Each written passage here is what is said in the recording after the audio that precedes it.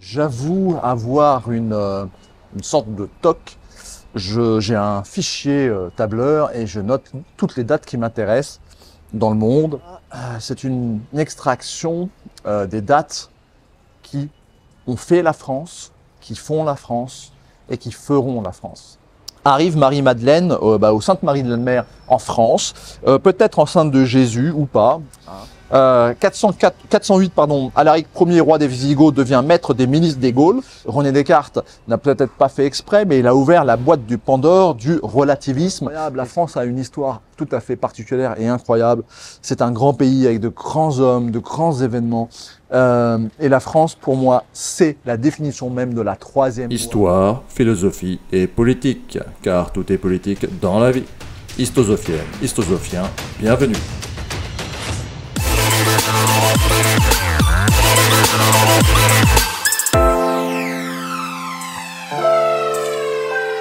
Aujourd'hui, nous allons parler de dates. J'avoue avoir une sorte de toc. J'ai un fichier tableur et je note toutes les dates qui m'intéressent dans le monde. Tous les grands événements, les choses importantes, les batailles, les grands personnages. Et là, c'est une extraction des dates qui ont fait la France, qui font la France et qui feront la France. Comme d'habitude, nous allons avoir un volet histoire, philosophique et politique, puisque tout est politique. Mais cette fois, on va être un peu différent. C'est-à-dire, en fait, j'ai scindé mes dates dans ces trois groupes-là. Alors, bien évidemment, c'est des choix qui sont biaisés par mes opinions personnelles, mais j'ai essayé d'être assez large et juste. Donc, c'est pas la peine de me mettre dans les commentaires que j'ai oublié des choses, etc. Ce sont des choix pour que ça rentre déjà dans un format vidéo. Et puis après, voilà, ça reste biaisé dans le sens où j'ai dû faire des choix. Alors, je commence donc un petit peu mon introduction, et dans l'introduction, je vais vous parler un petit peu de la préhistoire, avant l'histoire officielle. Alors, vous savez que la France, le sud de la France a été un territoire occupé depuis extrêmement longtemps, mais l'hominidé, c'est-à-dire, c'est pas encore la famille des hommes, c'est les ancêtres des primates. Nous sommes un primate, n'oubliez pas. Donc 7,4 millions d'années, nous avons ce qu'on appelle aujourd'hui le Grécopithèque, le plus ancien hominidé au monde découvert donc en Grèce, et qui date de 7,4 millions d'années. Alors ça voudrait peut-être dire qu'en fait, il y a eu des individus, des hominidés qui ont vécu dans la Grèce d'il y a 7 millions d'années, 8 millions d'années, c'était une savane florissante, une belle savane plutôt, je vais dire. Et en Afrique, c'était très équatorial, c'était la jungle. 3,18 millions d'années, nous avons Lucie en Afrique, c'était un peu le point de repère, qui était un Australopithèque, Pithecus afarensis, donc c'est monsieur Yves Coppens qui l'a découvert, un grand monsieur. 1,8 million d'années, nous avons l'Homo georgicus. Alors ça, c'est en Géorgie, et ça, c'est du genre Homo. Donc là, ça commence à se rapprocher de nous. Et enfin, moins 570 000 ans, l'homme de Tautavel en France. Alors l'homme de Tautavel, c'est un point important parce que c'est dans la grotte de l'Aroga en France. Et c'est l'Homo heidelbergensis. Et lui maîtrise le feu. Il est considéré comme l'ancêtre probable de l'homme de Néandertal et de l'homme de Denisova. Donc ça, c'est important. En France, moins 176 500. Ça, c'est la grotte de Bruniquel. C'est un site incroyable. C'est sans doute les plus anciennes traces artistique ou de construction de main d'homme, de Néandertal en l'occurrence, au monde. Vous savez que nous avons à peu près entre 1 et 4% de Néandertal, nous les Européens. Alors, très intéressant. Ensuite, nous rentrons dans une période de glaciation, qui va aller jusqu'à à peu près 11 000 ans, moins 11 000 ans, de moins 115 000 ans, moins 11 000 ans. Nous avons l'arrivée d'Homo sapiens en Europe, il y a 42 000 ans à peu près, et peu de temps après, l'homme de Néandertal, en moins 40 000 ans, va disparaître. On ne sait toujours pas trop pourquoi, mais on sait qu'ils se sont mélangés, parce que nous avons des gènes de Néandertal. Mais bon, voilà. Sans doute l'armement, les méthodes de communication, de langage, et aussi le fait que chez Homo sapiens, chez nous, nous faisons des groupes. Il y a les hommes vont à la guerre, à la chasse violente, et les femmes sont un peu préservées pour la procréation. Et en fait, chez Néandertal, l'homme et la femme combattaient à peu près au niveau égal. Ça, on le voit dans les ossements. Et donc, il y avait peut-être moins de préservation des petits, etc., etc. Toujours est-il, moins 37 000 ans, la grotte de Chauvet. La grotte de Chauvet, c'est quelque chose d'extraordinaire. Allez voir, en France, toujours. Moins 23 000 ans, moins 18 000 ans, c'est l'époque des Solutréens. Les Austriens, ce sont des Français. Ils vivent sur le territoire français, nos ancêtres, et ils ont inventé l'aiguille à chat, vous savez, pour coudre. Et donc, on est toujours dans une période glaciaire, hein, vous vous souvenez. Et donc, cette invention permet de faire des vêtements cousus chauds. Et ces gens-là, les Solutréens qui avaient un type de silex particulier, sont sans doute allés en cabotant le long de la calotte glaciaire jusqu'en Amérique du Nord, parce qu'on a retrouvé des silex solutréens aux États-Unis, et ça, c'est intéressant. Moins 20 000 ans, donc c'est Doggerland. Doggerland, c'est cet espace, vous savez, comme il y avait en grosso modo, entre l'Angleterre et la Scandinavie, c'était un terrain. Et c'est ça le Doggerland. Réchauffement climatique, moins 14 000 ans, donc les niveaux d'eau commencent à monter. Ça, c'est le mythe du déluge. Et quand je dis que ça monte de manière violente. Hein. C'est le mythe du déluge mondial, parce que ça, c'est planétaire. Moins 10 000 ans, c'est les tablettes de Glosel, donc une proto-écriture peut-être en France, moins 10 000 ans. Alors, c'est controversé, mais intéressant. Moins 9 600 ans, c'est en Turquie, c'est Göbekli Tepe, un site incroyable, qui est sans doute le point d'origine du début de la sédentarisation des humains et de l'agriculture. Très intéressant.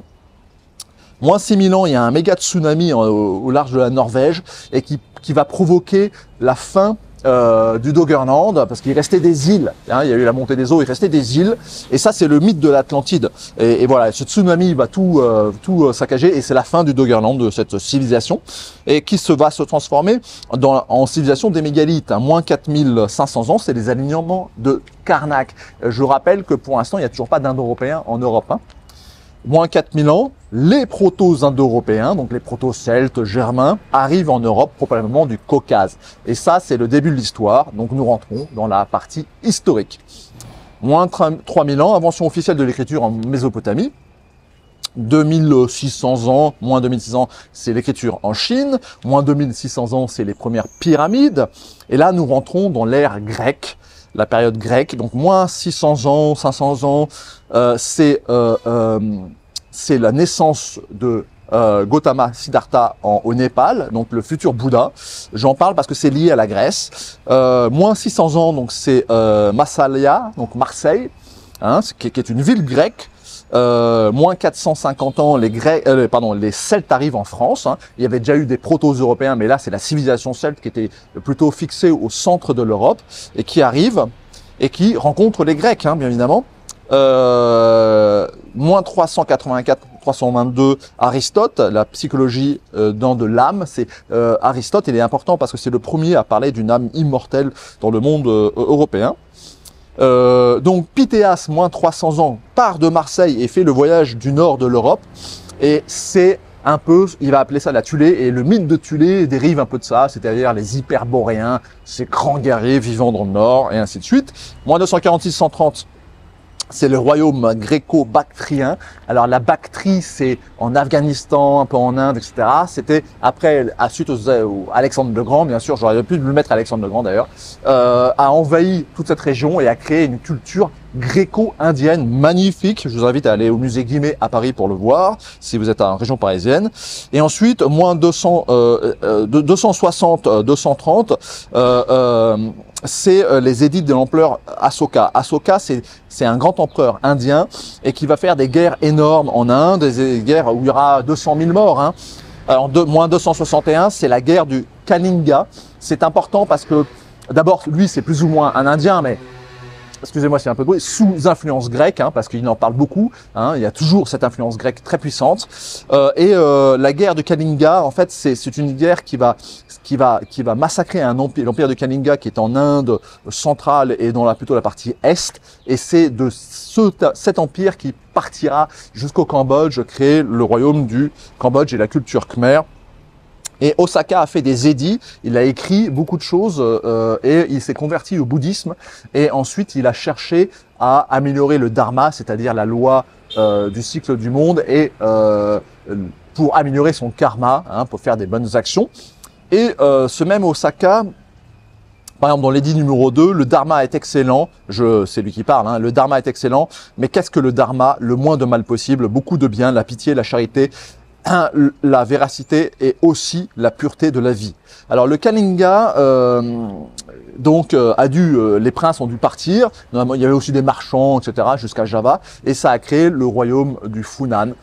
Mais ce qu'il faut comprendre, c'est qu'en fait, les Romains, les Grecs, à cette époque-là, et les Romains un peu plus tard, naviguaient déjà, enfin pas les Grecs, mais les caravanes grecques, enfin il y avait des échanges, parce qu'on a retrouvé des pièces grecques et romaines dans cette région, notamment dans la ville d'Okeo, qui est au Vietnam actuel.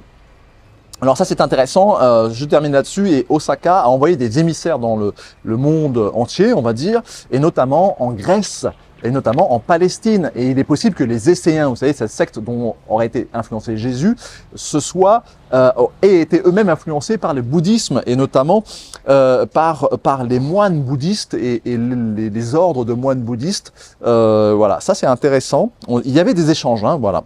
Alors, on rentre dans l'Empire romain, enfin la Rome antique, donc moins 52 avant Jésus-Christ, pardon. C'est la défaite de Vercingétorix face à Jules Verne, et ça c'est le début d'une nouvelle culture qui est la culture gallo-romaine.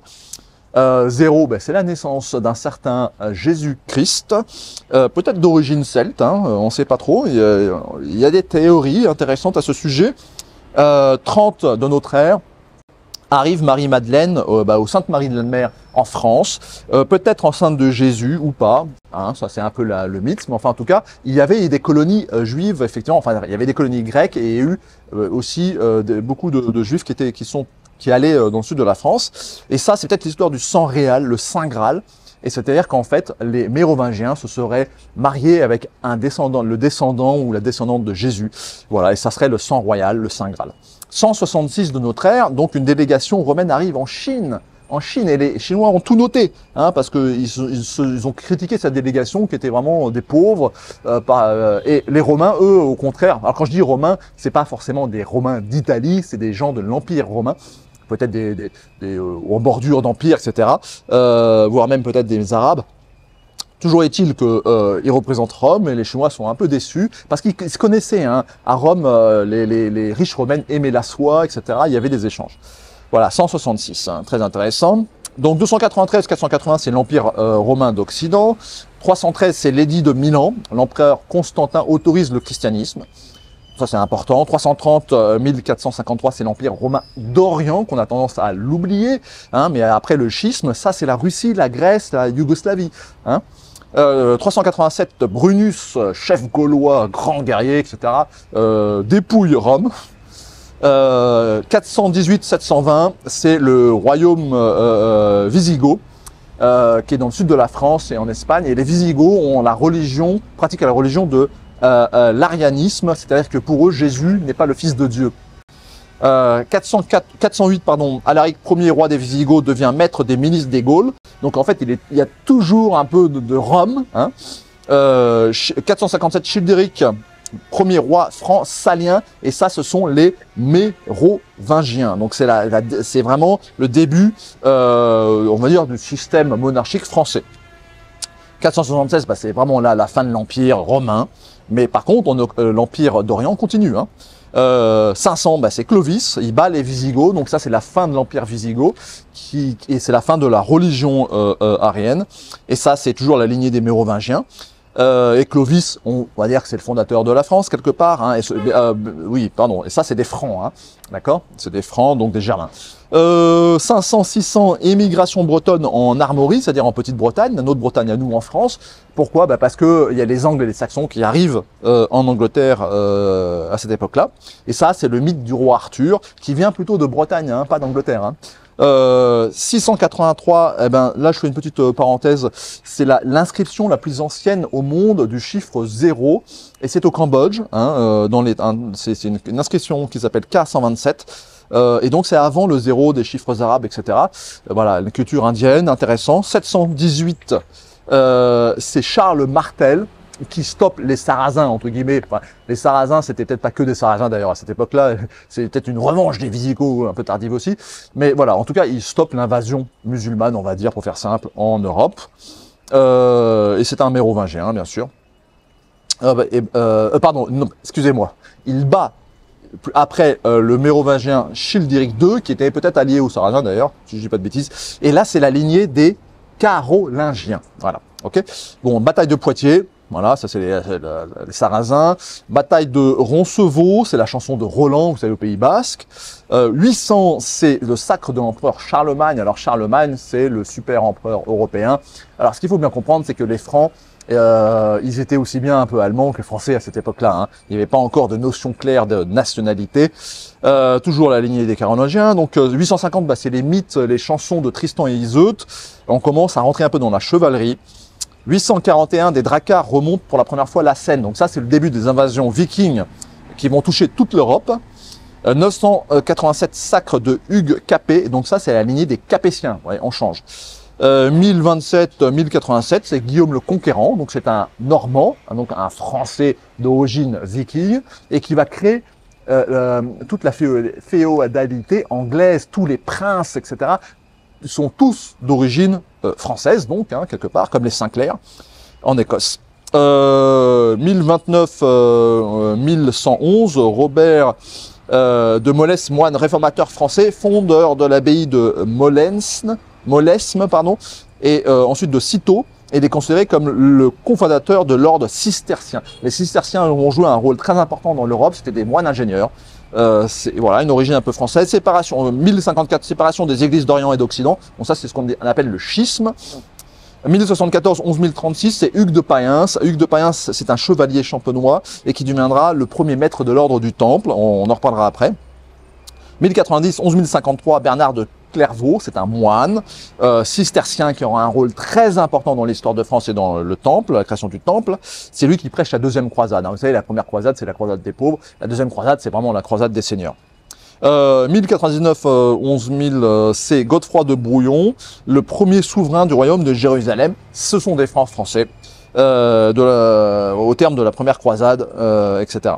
1129, 1307, la création de l'ordre du Temple, hein, donc par Hugues de Payens, dont vous avez parlé, les pauvres chevaliers du Christ et du Temple de Salomon, et c'est Bernard de Clairvaux qui a un peu aidé à cela. 1130, 1190, chrétien de Troyes, c'est les légendes arthuriennes, thème celtique et breton, l'idéal chevaleresque, courtois, l'amour courtois, et ainsi de suite.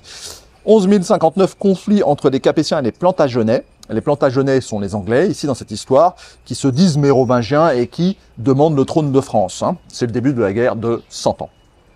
1163, 1345, cathédrale Notre-Dame de Paris, qui a mis du temps à être construite. 1170, c'est ce qu'on appelle la matière de France, et les cycles carolingiens, c'est un ensemble de légendes provenant des Francs. C'est la chevalerie, c'est le code chevaleresque. Parce qu'il faut bien comprendre que le code chevaleresque est plutôt germanique par rapport aux Gaulois. Hein. Notez ça parce qu'on va en parler après. 1204, les croisés s'emparent de Constantinople. Et ça, c'est le schisme, hein, la fin du schisme de l'Empire romain d'Occident et d'Orient. Constantinople, à cette époque-là, c'est une grande civilisation. Hein, c'est pas encore la Turquie. Et les chevaliers massacrent tout le monde. Enfin voilà, c'est quand même... hein, ça, c'est un peu d'actualité aujourd'hui. Alors, bataille, 1214, bataille de Bouvines, c'est la victoire du roi français Philippe II, et des rois des Francs, pas des Français encore, et c'est le basculement de la guerre de 100 ans. Hein. Si vous voulez, c'est un peu le début de la fin du système féodal, c'est assez important. Donc là maintenant, je vais rentrer dans la partie philosophique. 1225 à 1274, c'est saint Thomas d'Aquin, la naissance et la vie de saint Thomas d'Aquin. Saint Thomas d'Aquin n'est pas français, mais il jouera un rôle très important en France. Donc lui reprend les écritures d'Aristote, fondateur du thomisme, maître de la philosophie scolastique. Et ça, le scolastisme, c'est français, ce sont les universités en France, c'est très important. Et lui va parler de la monnaie. L'argent ne se reproduit pas. La monnaie a été principalement inventée pour les échanges. Ainsi, son usage propre et premier est d'être consommé, dépensé dans les échanges. Par suite, il est injuste en soi de recevoir un prix pour l'usage de l'argent prêté. C'est en cela que consiste l'usure. Alors ça, c'est un point important. L'usure est le vol du temps. Saint Thomas d'Aquin. Gardez ça parce qu'on va faire un petit lien après. 1226, 1270, donc c'est Louis 9, dit Saint Louis, c'est toujours un capétien, et il met fin au conflit entre la guerre de Cent Ans. Il atténue les excès de la féodalité, et on commence à créer l'État français au profit de la notion du bien commun. Et ça, c'est l'esprit de l'État français, et développe la justice royale. C'est le début de la nation française, donc ça, c'est important. 1284 1305, c'est Philippe IV dit le Bel, lignée des Capétiens toujours, et lui il met fin, il vire les Juifs, il vire les Lombards et il vire les Templiers en les massacrant au passage. Donc là c'est la fin de l'usure, hein, si vous voulez, c'est un saint Thomas d'Aquin. 1295, bah, c'est la Old Alliance, c'est l'alliance franco-écossaise qui a duré quasiment jusqu'à De Gaulle. Hein. Donc 1307, bah, c'est le vendredi 13, c'est l'arrestation des Templiers. Et ensuite, on a de 1309 à 1378, on a la papauté à Avignon. Il y a eu même à un moment donné 2 papautés. Donc à un moment donné, les Français ils ont dit la papauté romaine va te faire cuire un œuf. C'est nous les nouveaux papes, c'est nous. On contrôle. C'est la France, c'est la fille de l'Église, ne l'oubliez pas. 1310, 1395, c'est Guillaume Tirel. Et ça, c'est intéressant. C'est le premier livre de cuisine au monde. Hein, manuscrit de cuisine viandier. 1314, le vendredi 13, 1314, Jacques de Molay est brûlé vif, hein, à côté de Notre-Dame. 1378-478, c'est le grand schisme d'Occident, donc la papauté d'Avignon et de Rome en même temps. C'est très intéressant. 1422, c'est la création de la garde écossaise, ça c'est important aussi, toujours la Old Alliance. 1429, libération d'Orléans par Jeanne d'Arc. Sainte-Jeanne, qui avait une garde écossaise, hein, au passage. 1452-1519, c'est l'honneur de Vinci. Alors, il n'est pas français, mais il est mort en France. C'est un grand génie italien, mais qui deviendra français. 1453, c'est la chute de Constantinople prise par les Ottomans. Donc là, c'est la deuxième chute de Constantinople qui avait réussi à se remettre de la sympathique croisade des chevaliers d'Occident. 1509, 1564, c'est la naissance et la mort de Jean Calvin, le réformateur français qui partira en Suisse. C'est très intéressant parce que la réforme protestante aura un grand rôle dans la création des États-Unis. 1530, 1563, c'est Étienne de la Boétie, vous le connaissez tous, c'est le discours de la servitude volontaire. Et ensuite, il a été réédité plus tard par un monsieur qui s'appelle Lamennais, et ça je le tire de l'antipresse de Slobodan Despot, et qui résume en 5 éléments la servitude et la tyrannie. 1. L'isolement. 2. Le silence. 3. La corruption. 4. Une fausse idée du devoir religieux, intéressant n'est-ce pas? Et 5. La force brutale, hein, le fameux coup de trick, ça fonctionne toujours. Ça c'est dans l'antipresse 388. 1533, 1592, c'est Montaigne, les essais. 1553-1610, c'est Henri IV, un grand roi français. 1572, c'est le massacre de la Saint-Barthélemy. Là, nous sommes rentrés dans les guerres de religion entre catholiques et protestants. 1558, c'est l'édit de Nantes qui proclame la paix, la fin de la guerre de religion. 1596-1650, c'est René Descartes. Alors René Descartes, je vais en parler un petit peu parce que René Descartes n'a peut-être pas fait exprès, mais il a ouvert la boîte du Pandore du relativisme et ce qui est aujourd'hui le LGBT, je ne sais pas comment on dit, bon, le LGB, tous les courants LGBT et wokistes. Pourquoi il ouvre la boîte de Pandore? Mais tout simplement parce que il va dire qu'en fait c'est l'esprit qui domine la matière. Donc il dit je pense, donc je suis.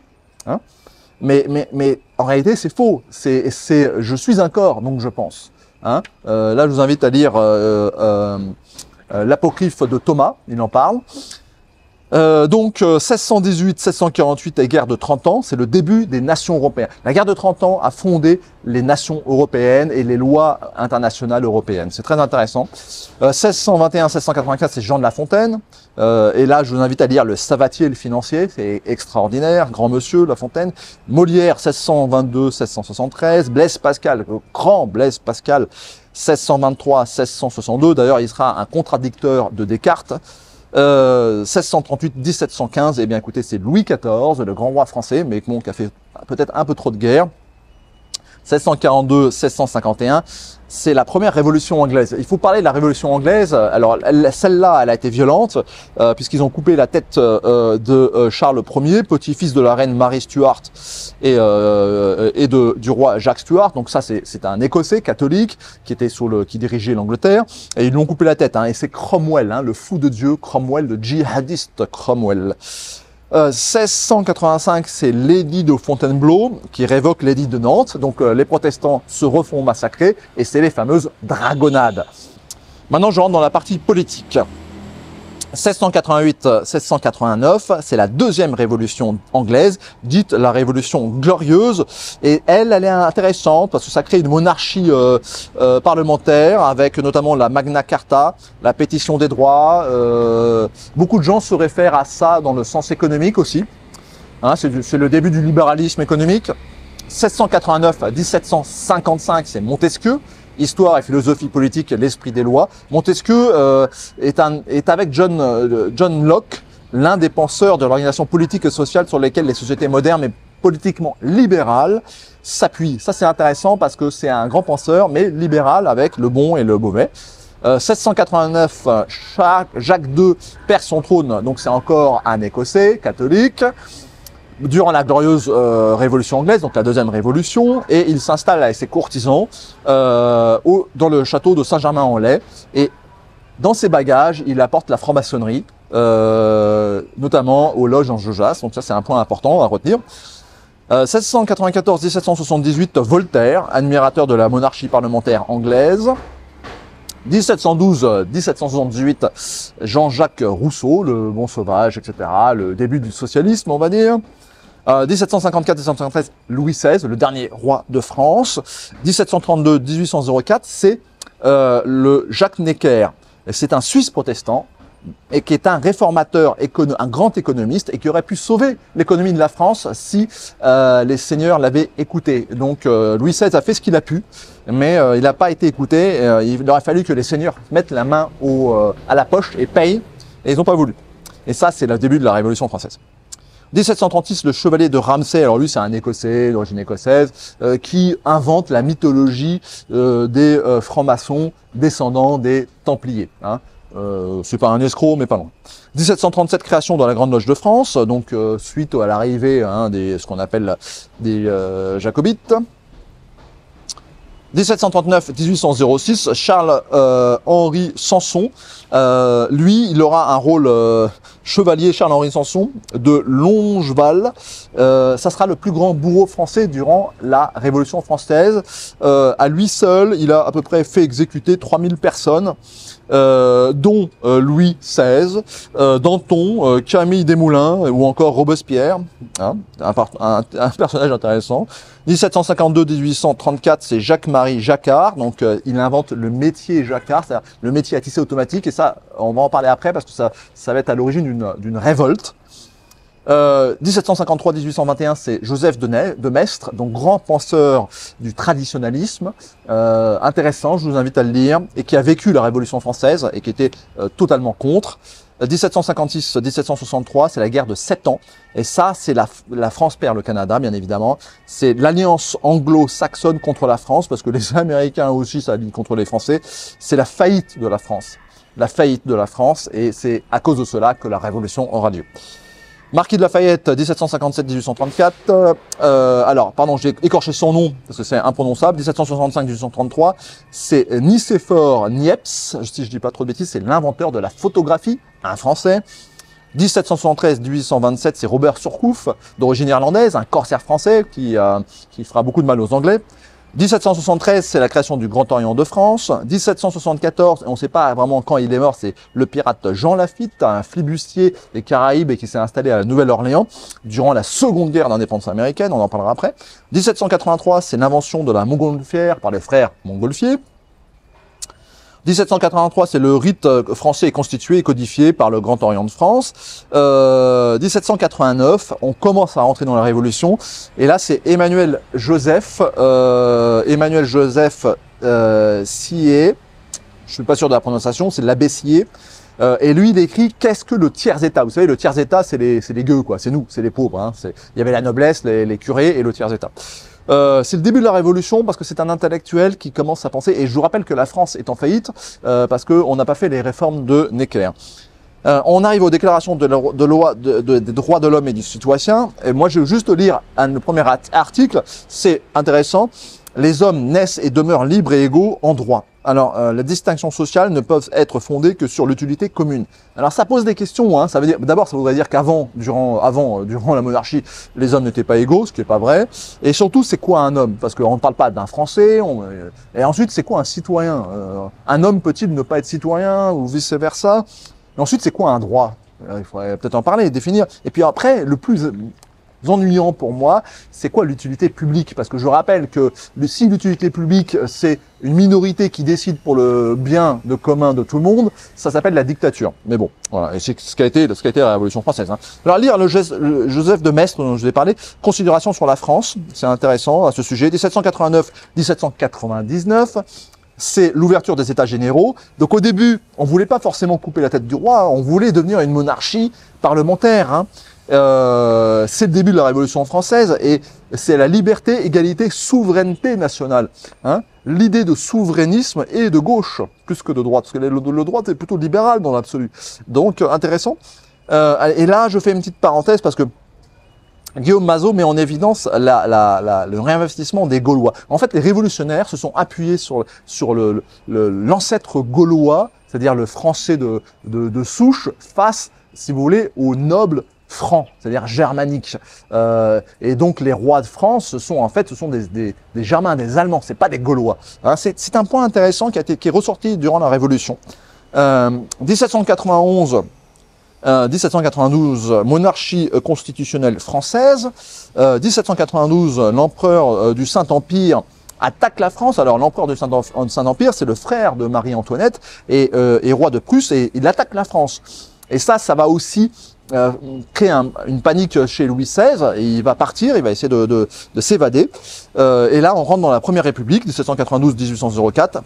1792, c'est l'invention de la guillotine par Monsieur Guillotin. Hein, qui sera bien utilisé. 1793, Louis XVI est décapité après sa fuite. Hélas pour lui, il s'est fait attraper. Je pense que s'il ne s'était pas échappé, il n'aurait pas été exécuté. Mais bon, on ne sait pas. 1799, c'est le coup d'État du 18 Brumaire, organisé par Emmanuel Joseph Siès, vous vous souvenez, c'est lui qui a écrit sur les tiers-États, et exécuté par Napoléon. Bonaparte devient le premier consul. Ça, c'est important, parce que c'est la fin de la terreur, c'est la fin de la Révolution française, entre guillemets. Et ça a été aussi une des premières faillites en France, bancaire. Voilà, bon après, oui, bon ça, j'ai pas le temps d'en parler. Alors ensuite, 1801-1815, guerre barbaresque. Et c'est les États-Unis et la Suède qui déclarent la guerre aux Turcs d'Algérie, de Tunisie, etc., ce qu'on appelle les barbaresques, parce que c'était des pirates. Hein, et ensuite, la France interviendra et envahira et créera l'Algérie, du coup. Mais peu de gens le savent que les États-Unis et la Suède ont été en guerre contre les Turcs. Incroyable, n'est-ce pas? 1802, parce qu'en fait, ils pirataient, donc ils pirataient les bateaux de commerce. 1802-1885, Victor Hugo. 1802-1870, Alexandre Dumas, qui était un créole, c'est un noté quand même, c'est un des plus grands écrivains français qui était créole, c'est-à-dire qui était métis. 1804, le sacre de Napoléon, il devient empereur des Français, bon, voilà. 1809-1865, c'est Pierre-Joseph Proudhon, la vie de Proudhon, qui est un anarchiste, influenceur très important, qui a beaucoup influencé Michel Onfray, par exemple, aujourd'hui, une certaine gauche, mais c'était un homme bien. Hein, c'est ne pas confondre avec le bolchevisme qui arrivera plus tard. 1812, seconde guerre d'indépendance aux États-Unis. Vous vous souvenez de Jean Lafitte, ce pirate? Il aide les Américains contre les Anglais et il devient citoyen de la Nouvelle-Orléans. Et au passage, il devient riche. 1815-1830, restauration des Bourboniennes, des Bourbons. 1818-1893, prière Gustave Toudan de Beauregard. Donc ça, c'est un créole d'origine française d'Amérique, des États-Unis du Sud, dans la guerre de sécession. Hein, c'est un séparatiste d'origine française. 1820-1910, Nadar, c'est le grand photographe Nadar, et qui a fait la première photographie aérienne au monde, depuis le petit Clamart, donc ça c'est quand même intéressant. 1821-1867, bah, c'est Charles Baudelaire, le plus grand poète. 1822-1895, Louis Pasteur, Pasteur, ce grand scientifique. 1828-1909, eh bien c'est Jules Verne, cet écrivain incroyable, français, tout ce beau monde est français, soyez fiers. 1830-1848, c'est les Trois Glorieuses, la Révolution de Juillet, deuxième Révolution française. Elle part sur le trône d'un nouveau roi, Louis-Philippe Ier, roi des Français, monarchie constitutionnelle à l'anglaise un petit peu. 1830-1902, conquête de l'Algérie, hein, suite aux problèmes avec les barbaresques, les pirates. 1831, création de la Légion étrangère pour envahir l'Algérie. Et la Légion étrangère, c'est intéressant parce qu'on peut devenir français par le sang versé. Donc ça, c'est quelque chose d'assez puissant. 1831, 34 et 48, c'est les révoltes des Canutes. Alors, vous vous souvenez que M. Jacquard a inventé le métier à tisser. Et bien ça, c'est les ouvriers de Lyon qui se révoltent. C'est la première révolution industrielle face à l'industrialisation du monde qui arrive. Point intéressant, avant la création du communisme. 1837, c'est la création de la maison Hermès, qui est une des plus grandes maisons de luxe françaises et encore familiale à ce jour, qui n'appartient pas à LVMH. 1837-1891, général Georges Ernest Boulanger. Alors, ce qu'on va appeler le boulangisme, c'est très intéressant. C'est un petit peu le début du nationalisme français. Il a presque été élu et ensuite on a fait des cabales contre lui, etc. Et bref, il termine sa vie en se suicidant sur la tombe de sa maîtresse. En 1891. Donc c'est le début du nationalisme français. Hein. 1838-1911, c'est Jules Brunet, le dernier des samouraïs. Ça, on va parler d'Hollywood après, parce que Hollywood n'existe pas encore, mais vous avez vu sans doute le dernier samouraï à la télé avec ce grand acteur américain. Eh bien, c'était un Français. Hein. Voilà, ça c'est de la propagande hollywoodienne, on en reparlera après. 1840-1902, Émile Zola. 1840-1926, Claude Monet, le grand peintre. 1841-1925, Clément Ader, premier vol fait décoller un engin motorisé plus lourd que l'air. C'est un des inventeurs de l'aviation, on va dire, avec les frères Wright aux États-Unis. 1842-1909, Alexandre Santive d'Alverdre, je prononce sans doute mal. Alors ça c'est intéressant parce que il va écrire sur la synarchie. La synarchie est un système politique intéressant qui sépare les pouvoirs, etc. Voilà, le père exerce le pouvoir sur ses fils, la mère et la grand-mère l'autorité. Vous voyez, c'est assez intéressant. 1844-1924, Anatole France, grand intellectuel français, écrivain, etc. Et je cite toujours cette phrase parce que la folie de la Révolution fut de vouloir instituer la vertu sur terre. Quand on veut rendre les hommes bons et sages, libres, modérés, généreux, on est amené fatalement à vouloir les tuer tous. Nous sommes faibles, je suis faible le premier. Voilà, si nous ne sommes pas parfaits, nous ne serons jamais parfaits. Il faut faire avec, il faut composer avec ça. 1847, Jean Lafitte, vous vous souvenez le pirate, vient en France, en Europe, fait une tournée.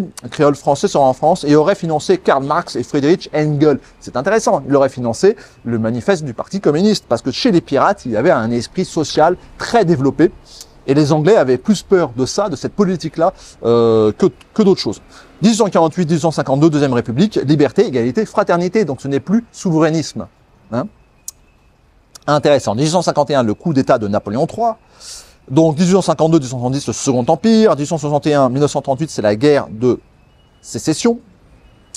Donc c'est une guerre importante parce que pour moi, c'est la fin de la guerre, c'est la fin de la guerre des religions entre catholiques et protestants. Le Nord gagne, les Yankees gagnent, donc les WASP gagnent, les White Anglo-Saxon Protestants gagnent. C'est la fin du traditionnalisme du Sud. Je ne parle pas de l'esclavagisme qui est en soi quelque chose de condamnable, bien évidemment, mais comprenez que en fait les esclaves noirs n'étaient pas tous maltraités, ça c'est un mythe. Voilà. Et en fait le monde moderne naît et l'industrialisation du monde est arrivée. 1861-1865, Georges Méliès, le voyage dans la Lune, fantastique, inventeur du cinéma, inventeur des trucages. 1862, c'est la Cochinchine française qui est annexée. 1862-1918, Claude Debussy, ce grand compositeur français. 1862-1930, Silvio Gesell, belge wallon, mais francophone, on va dire, donc, influencé par la pensée de Proudhon, il invente le concept de la monnaie fondante. Alors ça, c'est extrêmement intéressant, je vous invite à vous intéresser à ce sujet. La monnaie fondante a existé pendant la Grande Dépression en Allemagne. C'était la Vara, en circulation en 31, dans une petite ville minière, et c'est très intéressant, et je pense qu'il faut remettre ça sur la table. Et une personne qui lutte pour cela et qui fait beaucoup de choses intéressantes, des vidéos, etc., c'est Anis Lagenev. Je vous invite à le suivre. 1862-1954, Auguste Lumière. C'est les frères Lumière, c'est les inventeurs du cinéma. Hein. Et le frère Auguste, lui, a été décrié parce que durant la Seconde Guerre mondiale, il va être, non pas, il va pas aller se battre, mais il sera un fervent défenseur de la Légion des volontaires français, la LVF, dont je vais parler après. 1863, bataille de Cameron, hein, au Mexique avec la Légion. 1864-1948, Louis Lumière donc invente le cinéma. Enfin la caméra plutôt. 1866-1868, mission d'exploration au Mékong, c'est très intéressant à lire, c'est un livre. Ensuite, je vais vous parler de 1869 à 1969, d'Alexandra David-Nel, cette grande exploratrice française, première femme à se rendre au Tibet et à Lhasa. 1868-1945, c'est Charles Maurras, l'inventeur, enfin le fondateur de l'Action française, un personnage intéressant, donc du nationalisme français. 1870-71, c'est la guerre franco-prussienne, la France perd. Suite à ça, il y a la Troisième République jusqu'en 1940. 1871, c'est les insurrections de la Commune de Paris. Donc c'est des proudhoniens plutôt. On peut pas parler de communisme. C'est de l'anarchisme intellectuel et qui seront massacrés par les Prussiens, les Versaillais. Vous connaissez l'histoire. 1873-1914, c'est Charles Péguy, mort durant la Première Guerre mondiale. 1873-1932, c'est Albert Santos Dumont, premier vol public d'un avion. Ça sera la fameuse montre Cartier. 1877-1961, c'est l'abbé Breuil, c'est l'inventeur, le pape de la préhistoire. 1882, la Ligue des Patriotes est fondée par Paul Déroulège. Elle est l'un des mouvements pionniers du nationalisme français et c'est des fervents il a soutenu Boulanger, hein, dont on a parlé avant. 1883-1971, personnage intéressant, Coco Chanel. Elle aurait été une espionne du national-socialisme. 1885, c'est Reine le Château, ça, toute cette, avec Béranger Saunier, etc., toute cette mythologie. Et là, on rejoint le sang royal. Ça serait, il aurait découvert qu'en fait, l'enfant de Jésus serait venu en France et se serait marié avec les rois de France. Voilà. 1886-1951, c'est René Guénon, le grand philosophe de la tradition. 1887-1954, c'est l'Indochine française. 1889, naissance de l'Action française, l'affaire Dreyfus. 1897-1945, Joseph Darnan, qui reçoit 6 citations, dont 2 de l'ordre de l'armée pour son courage comme nettoyeur de tranchées. C'était un grand soldat, un très grand guerrier, et il a créé les corps francs français. Durant la Seconde Guerre mondiale, il a attaqué l'Allemagne en premier, il a fait des coups, et puis après il a collaboré et il a été exécuté en 1945. 1890-1979, Joseph Kessel, d'origine russe et de confession russe-lituanienne de confession juive, grand romancier français, grand reporter, aventurier, résistant, académicien.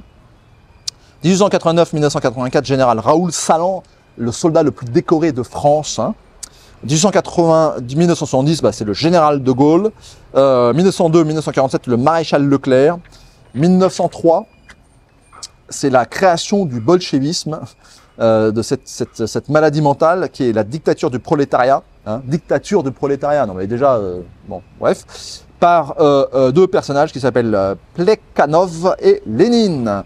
1905, la séparation de l'Église et de l'État en France. 1907-1988, le grand poète René Char. 1909-1943, Simone Veil, cette grande intellectuelle qui a fait une note sur la suppression générale des partis politiques, très intéressant. 1910, un homme d'origine écossaise, Anderson Wilcox, crée une ferme vers les environs de Las Vegas et sa femme l'appellera Hollywood. Et c'est là où l'industrie du cinéma va naître. Et je rappelle que Hollywood est une machine de propagande américaine et Hitler et Goebbels en étaient des grands admirateurs. D'où le film avec Le Dernier Samouraï, qui était français dans la réalité, mais qui devient américain. Enfin bref. 1914-1980, Romain Gary, juif, russe de confession juive, qui devient français, et c'est lui qui a dit cette fameuse phrase « Je n'ai pas une goutte de sang français, mais la France coule dans mes veines ». 1987, Lino Ventura, pareil, d'origine italienne, qui deviendra un des plus grands, qui était un lutteur professionnel, hein, deviendra un des plus grands acteurs français. Durant la guerre, il a fait la guerre côté italien, hein, il est devenu français après. 1916, c'est la bataille de Verdun. 1916-1996, c'est François Mitterrand. 1916-2010, général Marcel Bijard, guerre d'Indochine, parachutiste, c'est lui qui a mis en place les sélections pour les paras, les 8 km TAP et autres. 1917, révolution bolchevique, donc en Russie, financée par 2 millions de marques données par le gouvernement du Kaiser Guillaume II, allemand, hein, le Kaiser, pour déstabiliser la Russie. Ça vous rappelle rien, ça? Moi, ça vous devrez faire le lien avec ce qui se passe aujourd'hui. 1917-2009, Jean Sassy, colonel Jean Sassy, force spéciale, ancien de Gettysburg, force 136, parachuté en Indochine en 1945. Voilà. Et il a même combattu les Américains en Indochine parce que l'OSS, les Américains soutenaient Ho Chi Minh. Et oui, les Américains soutiennent toujours les meilleurs. 1927-1952, Roger von Denberg. C'est un Français qui a combattu en Indochine d'origine belge, comme son nom l'indique, et juif par sa mère. C'est le sous-officier le plus décoré de l'armée française au XXe siècle. Très grand combattant, qui a créé des commandos en Indochine. 1929, la Grande Dépression, c'est le développement des extrêmes des deux côtés, gauche et droite. 1931-1988, Éric Tabarly, ce grand...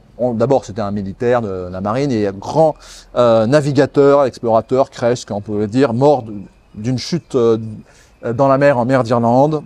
Jacques Chirac, 32-2019. 1934, c'est la crise du 6 février, la manifestation de droite des croix de feu de Larocque. Larocque, c'est un militaire, ancien militaire français, tourne à l'émeute. La police tire sur la foule, faisant 12 morts. Et un mort chez les policiers, et plus de 2000 blessés. Donc c'était une manifestation nationaliste, qui a été réprimée dans le sang. 1934, coup d'État de Röhm, ou la nuit des longs couteaux en Allemagne, sous le nazisme, et c'est la fin des SA, et c'est le basculement de Hitler, financé par le grand capital pour lutter contre le bolchevisme. Assassinat de Grégoire Strasser, et le frère Otto Strasser, lui, doit s'exiler. Je vous invite à lire Hitler et moi, que nous allons rééditer aux éditions TOC. Très intéressant. Création du Parti socialiste français création du Parti social français par Larocque, dont je vous ai juste parlé, qui aurait pu prendre les élections, mais la guerre arrive. Et lui, sa devise, c'était travail, famille, patrie, qui a été repris par Pétain. Et surtout, ni fasciste, ni communiste. C'est la troisième voie française, à la française. 1936, c'est le Front populaire qui remporte les élections. Et c'est les congés payés, donc ça c'est pas une mauvaise chose. 1940, c'est la guerre. Et là pareil, c'est la machine de hollywoodienne qui fait croire que les Français se sont pas battus, que nous sommes des peutres, des peureux, etc., des mauvais soldats. C'est tout à fait le contraire. Pendant 45 jours de combat, les pertes allemandes quotidiennes ont été supérieures à celles de la campagne de Russie en 41, d'accord ? Les premières batailles mondiales de chars étaient victoires françaises, et plus tard 2 chars lourds français ont détruit une centaine de chars allemands. La résistance héroïque des Français à Lille et à Dunkerque a sauvé l'armée britannique. 100 000 soldats français sont morts au champ d'honneur pendant cette période. D'accord ? C'était des combats extrêmement violents. Le général Kurtzweger remet les honneurs à la garnison française après le siège de Lille. C'est-à-dire qu'en fait, les soldats allemands font une haie d'honneur pour féliciter la résistance française. Général Georges von Küchler parle de la bravoure française à Dunkerque qui a sauvé les Anglais. Donc voilà, c'est une propagande hollywoodienne, le fait de dire qu'on ne s'est pas battu. C'est faux. 1940, l'appel du général de Gaulle. 1940, création du réseau Stay Behind, Gladio en Italie, Arc-en-Ciel en France, ou encore Rose des Vents et 1848. Les Anglais et les Américains préparent un réseau de résistance en cas d'invasion du bolchevisme. C'est pas des nazis, hein. Les nazis savaient qu'ils allaient gagner. 1941, c'est la création de la LVF, dont je vous ai parlé avec un des frères Lumière. La LVF, c'est quelque chose de bien, c'est la Légion des volontaires français contre le bolchevisme. C'est pas à ne pas confondre avec les SS. Hein. 1942, assassinat de l'amiral François Darlan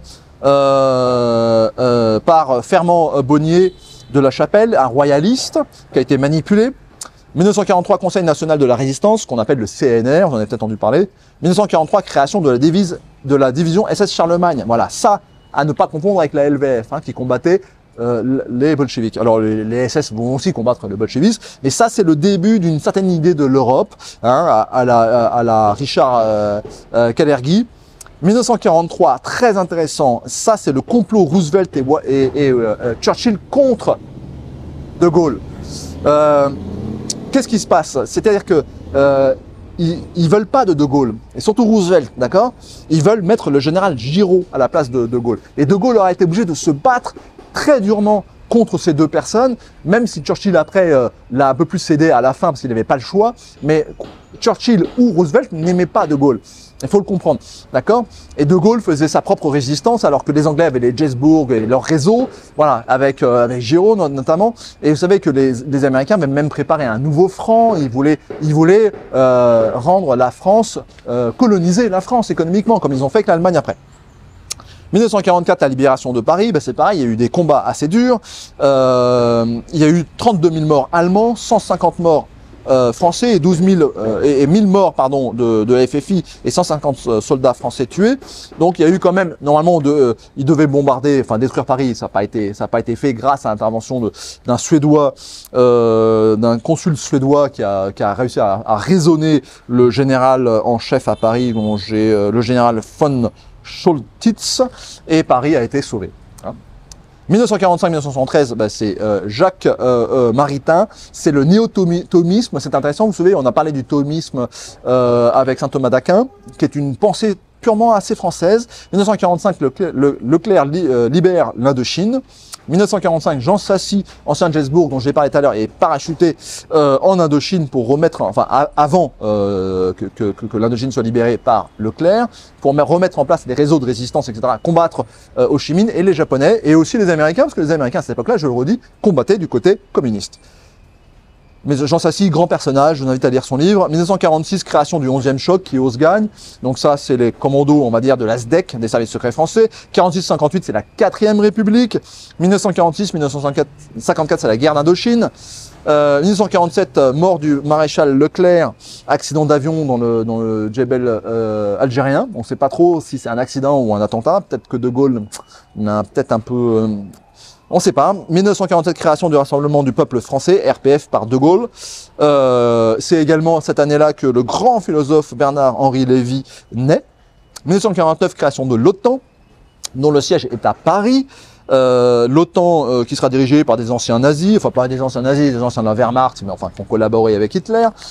1950, la CIA envoie son agent Erwan Braun en Tunisie pour commencer à mettre en place les indépendances des colonies françaises. Vous voyez, les Américains sont toujours très gentils avec nous. 1952, la CIA apporte son soutien au mouvement indépendantiste de Tunisie. Avant c'était Erwan Braun, il va en Algérie, excusez-moi. La guerre d'Algérie, 54-62, la CIA a certainement financé les deux côtés, parce qu'ils ont financé aussi l'OAS, mais ils finançaient aussi les indépendantistes. En fait, tout ce qui pouvait affaiblir la France était bienvenu. 1957, c'est le traité de Rome, création de l'Union européenne. 58, la naissance du Parlement européen. 1959, naissance de Michel Onfray, ce grand philosophe que vous connaissez sans doute, qui est un des porte-paroles du souverainisme de gauche français. 1961, putsch des généraux, donc c'est le général Schall, l'OAS, création de l'armée, l'organisation de l'armée secrète, et qui aurait été financée par les Américains en partie. De Gaulle l'a soupçonné très fortement, et c'est notamment le général Maurice Schall qui aurait été financé. L'amiral Pierre Lacoste était le chef de ce putsch. 1958-1969, c'est la 5e République, dans celle dans laquelle nous sommes. Et là, nous sommes toujours en 5e République. Et ça, c'est le temps où a gouverné De Gaulle. De Gaulle, président de la France, donc de 59 à 69. 1959, la France s'oppose à l'installation sur le territoire français d'armes nucléaires américaines, parce que les Américains voulaient mettre leurs bombes nucléaires chez nous. 1965, la France quitte l'OTAN. c'est très important. Le siège de l'OTAN donc déménage de Paris et va à Bruxelles. 1968, c'est la première révolution de couleur fomentée par la CIA en France, c'est 68, mai 68. 1980, le réseau Stay Behind français est dissous. Vous savez, c'est ce qui a été mis en place par les Américains et les Français. Là, les Français reprennent un peu la main dessus, et il est intégré à la DGSE. Et c'est la création de la DGSE d'ailleurs. 1981, c'est la gauche prend le pouvoir en France, les socialistes avec Mitterrand. 1986, c'est l'attentat de la rue de Rennes de Tati, revendiqué par le Hezbollah libanais, 14 morts. 1986, c'est le début du libéralisme avec l'Europe. Vous voyez, l'Europe a été créée. C'est la libération des biens et des capitaux en Europe. Et c'est les socialistes qui l'ont fait. 1992, c'est le traité de Maastricht. Et ça, c'est le début de la mondialisation. En gros, l'Europe est totalement ouverte. Plus de protectionnisme. Et c'est la gauche. 1999, opération force alliée en Serbie. Souvenez-vous, les Américains bombardent la Serbie. Il y a eu entre 2000 et 3000 morts. Civils, serbes, sans mandat de l'ONU, je le rappelle. 2001, c'est les attentats du 11 septembre 2001, donc ça a transformé le monde, et notamment la dictature du capitalisme, de surveillance. 2005, c'est le traité de Rome, vous vous souvenez, nous avons voté pour oui ou non au traité de Rome. Les Français ont dit non à 54,68%, donc le peuple a rejeté l'Union européenne. Mais notre Sarkozy, qui devient président en 2007, fait le traité de Lisbonne et ne demande pas l'avis au peuple et accepte l'Europe. Voilà ce que c'est que la démocratie. Et ce grand monsieur, Sarkozy, qui a trahi le peuple. Et il n'a pas fait que ça, parce qu'en 2011, il lance l'opération Harmattan, intervention des forces françaises en Libye, avec qui, à ses côtés, le grand philosophe Bernard-Henri Lévy. 2013, point intéressant, Frédéric Pierucci, cet ancien haut cadre dirigeant d'Alstom, est arrêté aux États-Unis par la DOJ, c'est le département de la justice américaine, au nom de ce que les Américains appellent le Foreign and Corrupt Practice Act. C'est-à-dire, en fait, ils peuvent intervenir dans le monde entier si vous utilisez du dollar et vous accuser de corruption, etc., qui était tout à fait courant à ces époques-là. Et ce brave monsieur qui va défendre les intérêts français fera 2 ans de prison et il sera trahi par la France, il sera trahi par Alstom, il sera trahi par tout le monde. Et ce type mérite la Légion d'honneur. 2013, c'est les Black Lives Matter. 2015, c'est l'attaque terroriste à Charlie Hebdo, Bataclan, etc. Daesh, donc c'est l'État islamiste, et qui font 130 morts en France. 2015, il faut transformer le monde, c'est le programme de développement durable à l'horizon de 2030. Et ça, c'est une révolution adoptée par l'Assemblée générale le 25 septembre 2015. C'est la destruction du monde et de l'Europe, c'est le wokisme, c'est le mondialisme, c'est le relativisme, c'est tout ce que vous voulez, vous mettez tout ça dans ce truc-là. Voilà. Certaines personnes combattent ce problème, aussi bien de gauche que de droite. À Montebourg, à gauche, Onfray à gauche, à droite, vous avez Zemmour, vous avez Mariani, vous avez même Marine Le Pen. Voilà, même certaines personnes LR doivent aussi le combattre, dont je n'ai pas les noms. Et bien évidemment aussi Marc Guyon, qui a été le représentant de Zemmour pour la 11e circonscription pour les Français de l'étranger. Voilà, des gens qui combattent tout cela. 2017, Macron est élu. On sait pas, je sais toujours pas comment, mais il a été élu. 2019, eh bien, c'est le SARS-CoV-2, la maladie qui a bloqué le monde et qui a pour moi, je définis ça comme le 11 septembre chinois, dans le sens où la Chine a pris la main sur le contrôle du monde avec cette crise sanitaire. C'est très intéressant à voir. En forçant des milliards d'individus à se vacciner, des milliards quand même. Et maintenant, on sait que le vaccin ne sert pas à grand-chose. On sait que ça n'a pas tué. Enfin voilà, on a les chiffres, on a les statistiques. Le Covid, prise du contrôle du monde par les mondialismes wokistes, le journal du CNRS, donc le CNRS c'est pas n'importe quoi, titre: la question de l'origine du SARS-CoV-2 se pose sérieusement. Ah oui, j'aurais pu mettre Montagnier comme personne importante, je le mets là. En fait, Montagnier, qui est décédé il y a pas très longtemps, a analysé ce sympathique virus et aurait découvert une composition liée au sida. Voilà, on ne sait pas trop, est-ce qu'il a été modifié ou pas dans le laboratoire de Wuhan? C'est des questions qui restent ouvertes, peut-être qu'un jour on le saura. 2021, création du parti Reconquête par Zemmour, qui a donné l'impression, et moi je suis un des premiers déçus, hein, même si j'aime toujours Éric Zemmour en tant qu'individu, parce que ce qu'il dit est vrai, mais il aurait dû faire ce râteau de la gauche de Onfray à la droite avec Bernadette, Bardella, excusez-moi, à Marine Le Pen, et faire ce râteau et faire quelque chose de puissant et de populaire et de nationaliste, allez, souverainiste si vous préférez, contre l'Europe. Mais voilà, ça n'a pas... On s'est mal compris en fait. Beaucoup de gens ont mal compris qu'en fait Zemmour a voulu faire une sorte de droite. Bon, voilà, bon, c'est pas encore terminé, donc on sait jamais. 2022, Macron est réélu. Incroyable, on sait pas, c'est bon, mal élu, mais il est réélu quand même. Et enfin, 2022, février 2022, la Russie attaque l'Ukraine dans une guerre préventive. Avait-elle le choix? C'est une grande question, un grand débat. Moi, tout ce que je peux vous dire, c'est qu'à ce jour, les États-Unis ont donné plus de 75 milliards à l'Ukraine. 75 milliards à l'Ukraine, sans plus des armes, etc. Donc, croyez-vous vraiment que l'Ukraine a besoin d'argent? Non. Pensez-vous que l'Ukraine est un pays corrompu? Oui. La Russie l'a été aussi, mais elle ne l'est plus à ce niveau ou à ce stade-là. La France est un pays corrompu aussi, hein. Mais bon, voilà. Donc, quel est le rôle de la France en conclusion? Quel est le rôle de la France? Eh bien, pour moi, dans la conclusion, quand vous avez vu toutes ces dates incroyables, la France a une histoire tout à fait particulière et incroyable. C'est un grand pays avec de grands hommes, de grands événements. Et la France, pour moi, c'est la définition même de la troisième voie. C'est la France, mais De Gaulle a été cette troisième voie. S'il faut faire une sixième république, bah faisons une sixième république. Et de Larocque à De Gaulle, ni fasciste, ni communiste, nous sommes la France. La France est la troisième voie et doit porter cette troisième voie au monde. C'est notre devoir en tant que Français. Merci de m'avoir écouté. À très bientôt.